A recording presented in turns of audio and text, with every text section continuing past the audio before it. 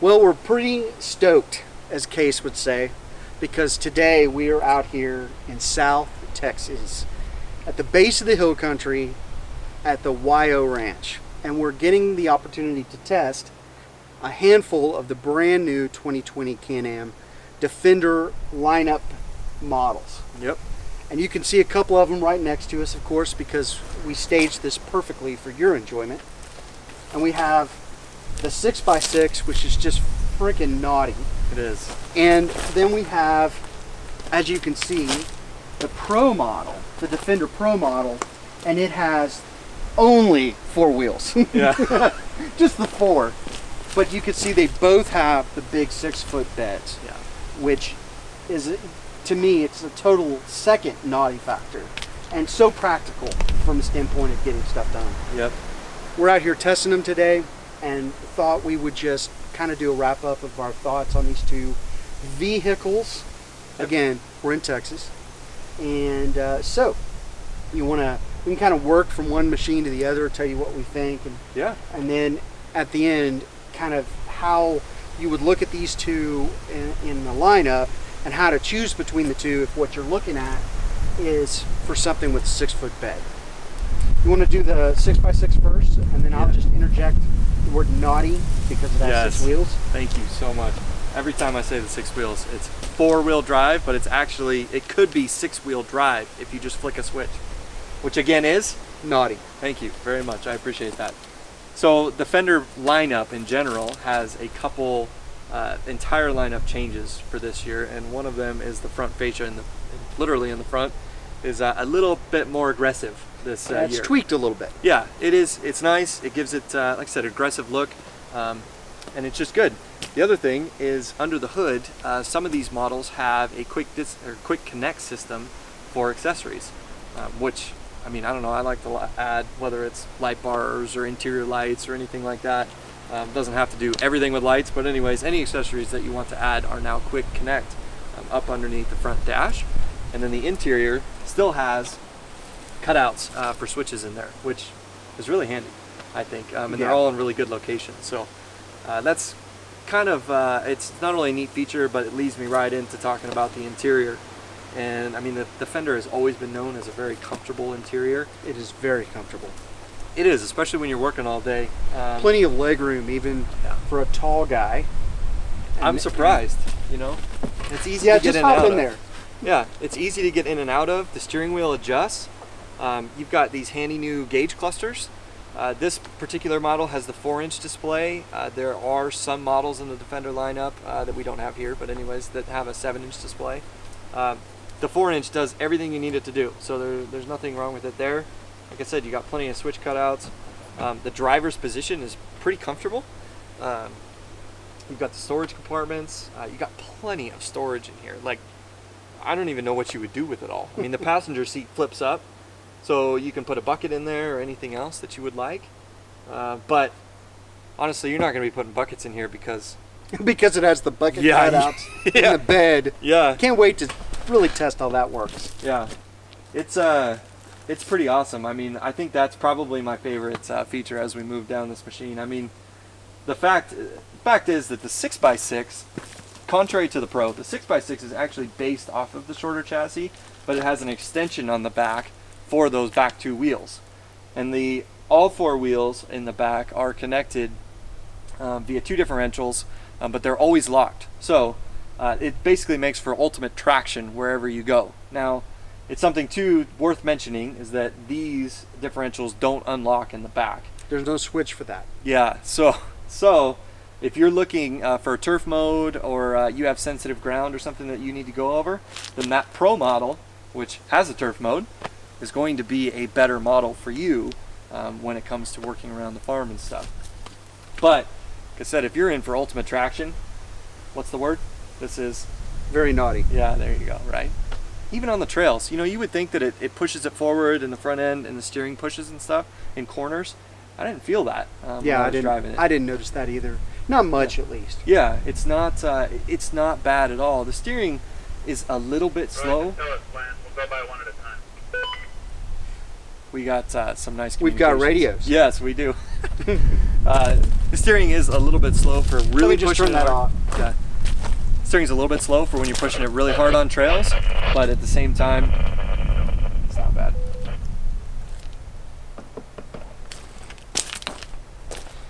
Anyways. So we were talking about the steering. We're talking about the steering.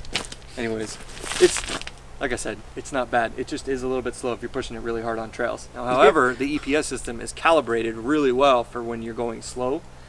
It turns really easy and stuff, and that's a great factor for this. And the 6x6, both models of the 6x6, or both variations, I should say, come with EPS, which is really nice. And yeah, and something on something like this, you need that. Yeah, A exactly. lot of weight. I think too, the ride. Yes. If we could jump in just real briefly to the ride, it's remarkably good. It's surprising. Yes. I've spent a ton of time on the Lone Star Defender Max. Love the way that thing rides, and this ride's just as good. We'll get to that in a minute. This ride's almost as good. Yep. And it was a little bit surprising because of the setup. Yep. But man, you go over some bumps and you're like, what just happened? Yeah. Nothing. Yeah. So it's really, really, really comfortable. And obviously, if you buy something like this, either one of these, it's most likely you're using it for hunting or working. Yeah. It's not just, you're not going to buy one of these just as a trail vehicle, but it's real cool that you can use it for all the heavy lifting, and then also you can take it out and play with your friends. Yeah. And keep up with them. So and the power's there, 82 horsepower, 69 feet of torque. That's a mouthful. Yeah. So anyway, super. I'm really happy with it. I've been looking forward to being able to test the 6x6 again because I find it not. Yeah. Let's talk about the bed. Yeah. So the bed, obviously, I mean, it's 6 feet long and 4 feet wide too, so you can really fit a lot of everything. I can sleep in this straight without Seriously. having to go in at an angle. That'd be awesome. Yeah, we're gonna have to do. I'm gonna do that. Yeah. Throw an air mattress back there and call it a good day. That's it. Before we talk about the really extra naughty factor that you can do with this bed, the sides, just like any other Defender bed basically, they have the link system, so you can attach Can-Am accessories on here. Like Josh loves the bucket cutouts in the front. There's still 4 of them in there, which I would Those love are to on test all out the that. Defender beds, just so you know. So we need to test those out. But you can still make, I think it's 1x3, That's really clever. I got to Yeah. give it to them. I would not have thought to put those standard. Yeah. Where you could you can buy the accessory to do it, or you could use some 2x4s with a little finagling. Right. That's a word. And it's cut out in the bed, so you can slot it if you need to, as far as keeping things in order in the bed. But that's not everything, because this thing has 2 bolts in the back here, that you can take out, and then this whole bedside is a tongue and groove system to where once you have the bolts out, you slide it and you lift it up, and wha-bam! It's all flat on both sides. You take the tailgate off. Tailgate comes off just like a truck tailgate. Yep. And then you have a full-on flatbed. So it's basically like a utility truck that you would have running around, except it's a Can-Am Defender, which is awesome. I mean, that allows you to load in, bigger tires. Hay bale, a round hay bale. Yeah. And it's rated to be able to handle that weight, 1,000 pounds. Yep. And pallets from both sides, if you're using a tractor on the farm a lot and stuff. Being that he's from Arizona, I'm from Texas, tractor, not John Deere, he's talking about like a skid steer. Skid steer. Okay. Yeah. I know. Not picking on you, Yeah, just saying, like, you say tractor, we're not talking John Deere. Yeah. But we could probably put a smaller John Deere up there. Yeah, that's right. We could test it out. We'll put a Challenge lawnmower. accepted. Yeah. I could get my lawnmower up there. Oh, There we you have go. to do that. So it's awesome. I mean, it tows 3,000 pounds with the receiver back there. And for anybody that's going to make it into a mud vehicle, because we know everybody would like to do that, you can put 30s on this thing. I thought that's a clever thing the engineers were on. It'll handle 30-inch tires without having to modify them. I mean, why not, right? I can think of lots of reasons, but anyway, if you got to do it, you can do it. Yeah. But it comes with, well, actually, these are 27s, aren't they? 27s or 28s. The limited comes with 28s. These are 27s on here. 27s, Yeah. and then the Pro, which we'll talk about, comes with 28s. Yeah, exactly. I'm trying to think anything else about the bed. It dumps. I mean, that's a great. Yeah, that's a great point. Boom diggity right there. I mean, why not, right? So the usefulness of this bed is awesome and stuff too. And this also makes it really, really easy to service anything that you need to. I mean, the engine's all right here in this compartment. Fuel tank, everything. It's got a new exhaust on it for the 2020 model year. They did things this year to make the sound, to bring the amount of sound down, which is impressive because it's so quiet anyway. I mean, it is, in my experience, the quietest, truly like UTV on the market, bar none. It is super, super, super quiet. It's so impressive. Making it more quiet is impressive. They also beefed up the frame to handle the added module on the back. Yep. And that flows through all the Defenders for this year. They reduced the weight and they did some engineering to increase the strength of these different points along the frame, and that carries to the Pro as well. And then the front part, it carries to all the Defender lineup. Yeah, they've made some More very strength. purposeful changes. To the frame. So, like you said, it increases the rigidity. It increases the overall strength. It's a nice system for sure. Like I said, it's all right there. It's easy to get to. Close the Okay. bed. And I think that's the 6x6, I think that's people. the 6x6. So, It's a lot of fun to drive. We're going to do a flat-out, full-fledged review on this thing here in the coming months. We're actually going to have one of these. So, in fact, it may be this very one, but I think it'll be a camo one. We'll see. Let's talk Defender Pro. camo's good. And this is the Pro XT. We've kind of touched on different things about it, but it carries the same tweaks to the fascia, the arched A-arms. I can't even put into words how wonderful arched A-arms are. If you wouldn't think so, but I promise you, if you're a trail guy, or you're going, or you're working with it and you load it down, having that extra clearance across the front of the machine is so nice. Same interior. They really didn't do a lot to the interior this year. It's pretty much the same. They've changed some gauges, which you mentioned. But overall, it's pretty much the same. And we talked about the space in it. I don't want to redo what we've already talked about. But there are several, to me, really cool things that they did to the Pro version. It's built on the Max frame. And as I mentioned earlier, I've spent a lot of time in a Defender Max. And the ride is just incredibly good with that kind of a wheelbase. Yet it still can have, depending on the model, 12 to 13 inches of ground clearance, which is even more important on a longer vehicle. But what they do have is they have added storage since there's not a wheel here and it's still on this frame. Yep.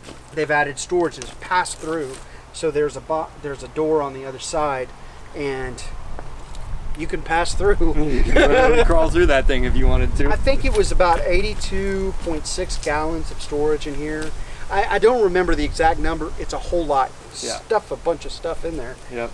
And it is not dust or waterproof. However, it is closed storage and it does a pretty good job of being able to keep your stuff. Certainly, it's not going to get rained on. Yes. You know, that kind of scenario. And then it's got the same amazing bed. Very impressed with the bed. I'm impressed with the cleverness of the bed. Yeah. How they designed it. And it's exactly the same. That part of it is exactly the same. This does have a turf mode, which is important to note.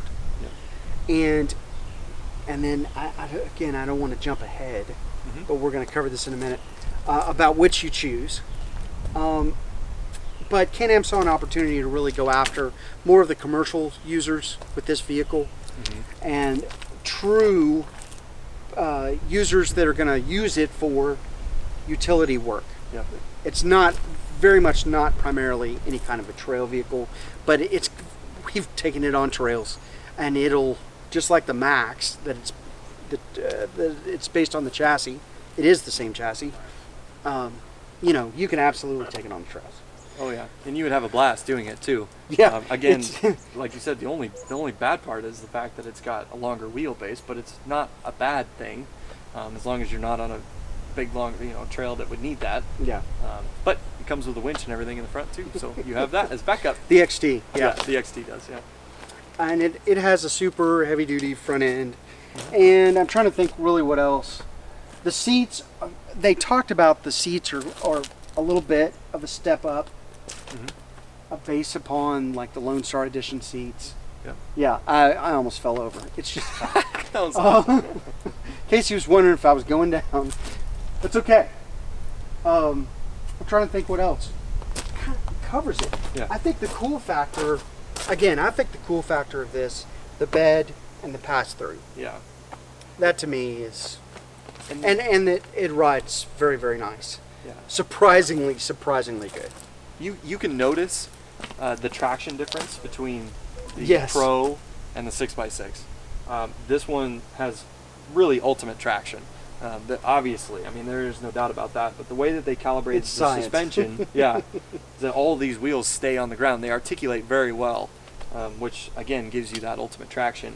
The other thing I was going to say too is because the Pro is based off of the Max chassis, the engine is still in the back, hence the reason that the passenger storage is there.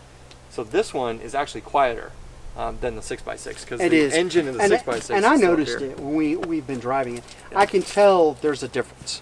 Yes, I there can is. tell there's a difference. It's not substantial, but there's a difference. Yeah, this one definitely is quieter. So if you're, like you said, if you're looking for the ultimate work vehicle and that stuff, but I'm getting ahead of myself again. So that's all I can think of. Yeah, and I just thought of on all of these Defenders, they've increased the firewall this year. Yep, the thickness of it. The thickness of it. Yeah. To make it, bottom line, they're trying to make the cab quieter.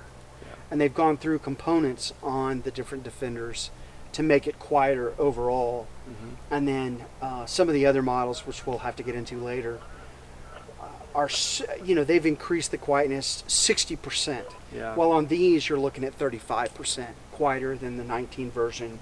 In the case where there was a 19 version, which in both of these there was not. Yeah. But again, I think the takeaway is that it's super quiet. Yep. Yeah, it's again with Can-Am quality.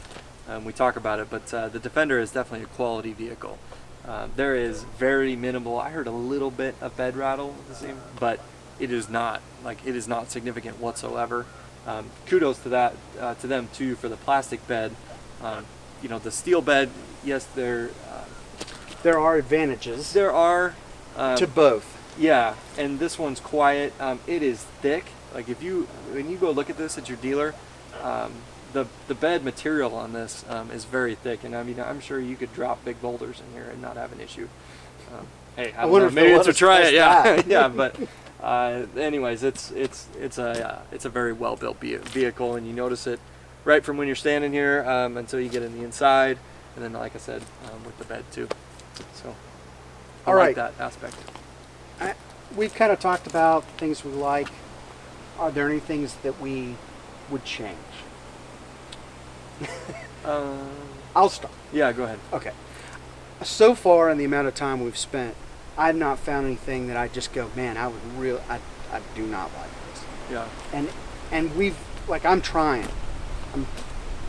We try to always be transparent on this stuff. I'm trying.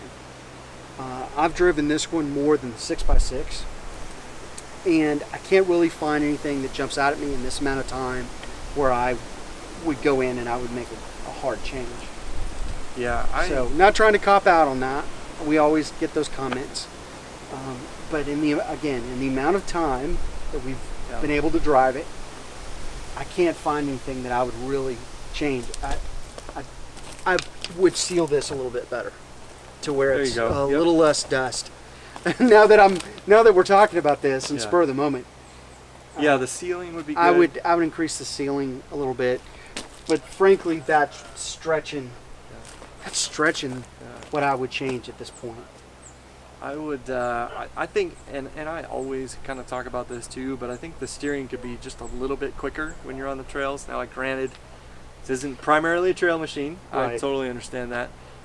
But could you mention what you mean by that? Yeah, if you're on a really tight trail, you're going to be working the wheel back and forth pretty good. And by tight, I mean it's got to be twisty too.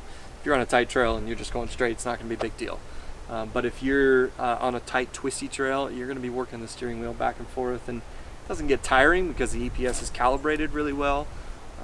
However, it's just something that you notice when you're on the trail because you flip it around, a turn and a half, and then you're going to flip it back, a total 2 turns to go the other way. So that gets it's not like a a sporty way to go about it. Right. So, which may be perfectly okay considering it's not a sport and that's vehicle. However, yeah, we have that issue on several machines. Yes. The amount of driver input, the amount of turn to the amount of turn the wheel takes. Yep. We wish it were less amount of turn. Yeah. So that the wheels would turn quicker with you. It's not that there's play in the wheel, I guess. No, it's tight on center. Yeah, it's tight, but the amount of input to make a sharper turn is more than what we would like. Yep. Is that? I think that's a good way to say it. And and two, I really think they should have put a unlocking diff in the back, but or 2 diffs, I should say. It was going to be a price increase if they did. Yeah, I didn't even think about it. It would have to be 2 diffs. Yeah, it would have to be 2 diffs. It was going to be a price increase. However, still, I don't know. I think I would have maybe gone for that. Yeah. Or maybe put that in on the specific model. Yep. Yeah. And if the customers if that's what they're hearing from the customers, it's not a leap to think they would make that jump. Yeah. I would think so, especially because you can haul so much with this machine. They're both rated to carry 1,000 pounds on the bed. However, we're sure it's got to be tested for more. It'll do more than that. Yeah. Just not official. Yes. So, especially with the 6x6, and you can get a heavy-duty set of springs on here and stuff, and really carry a lot. But on both. You can put heavy-duty springs on this one as well. So. Okay, let's wrap it up by this. Let's just summarize which one would be for you depending on the usage. Yep. Okay? I'm throwing you to the wolves here. I know. You want to hit the 6x6 and now... Yeah. So I think the best way to describe this one, or one of the best ways, this one is more multi-use, I think, than that one, than the Pro. This does well on the trails, and surprisingly well, actually, just because of the traction, because of the suspension. It's got plenty of power. It's comfortable. Like I think people will use this for other uses than just hauling around. Yeah, than just hauling stuff around. You can make it a mud machine if you want. I mean, it'd be bitching in that, and stuff, which really fun is what I should say. But anyways, it would be really fun in the mud and stuff. So I think as far as a multi-use vehicle, this will be better, and then obviously you can tow and haul a lot with it. Pro, on the other hand, okay, it's a work machine, man. So we're still talking about what we like. Yeah. It's funny. Here's what I would say, and here's what Can-Am would say. Can-Am would say if you want maximum traction, so you're going to the most remote areas to bring back an elk, or frankly for me to go to the most remote areas and tough terrain, this is your vehicle. It is naughty for that. But it does not, you cannot unlock the diff, which means it's not good on sensitive ground. Yeah. So as a work vehicle, the sensitive ground aspect, like golf courses, job sites, you're going to have, if you want to unlock the rear end, you can't do that. Mm-hmm. For that, you got to have this. You have to have a Pro model. Yep. Either way, you get the bed. Honestly, either way, you get plenty of storage. But you have the one rear tire, and you can, one set of rear tires. You have 4 tires, and you can unlock the rear end. Yep. Maximum traction, really more of, still go places, but not quite the extreme, and more sensitive around certain work environments. Yep. If you have a big ranch, you don't care. If you have a golf course, you care a lot. Yeah. So that that's what they were talking about as far as the differences between the two. So, if you want a 6-foot bed, 6 by 4.5, as I recall. Okay. Yeah, I think that's the number. Yeah. You want to be able to haul a bunch of stuff, and really, these are hauling machines. That's what they're designed to do. Is they're designed to work. Then, either one of these is your choice, and you'll love the ride. You'll love the capability. If you just want a wow factor and to go places, I guess technically you could get, if you drilled right down to it, you could go places in a 6-wheel that you could not go in a 4. Mm-hmm. You know, I mean, just from a physics point of view, it would be tough to find that. And then if you want more primarily work vehicle, this is your vehicle. That makes sense. I think that is probably a pretty good wrap up. Okay. They're both great. Yeah, they're both great. You'll see some videos come out that are specific to the vehicles. Please follow our channel. That's just classic. Follow us on Instagram.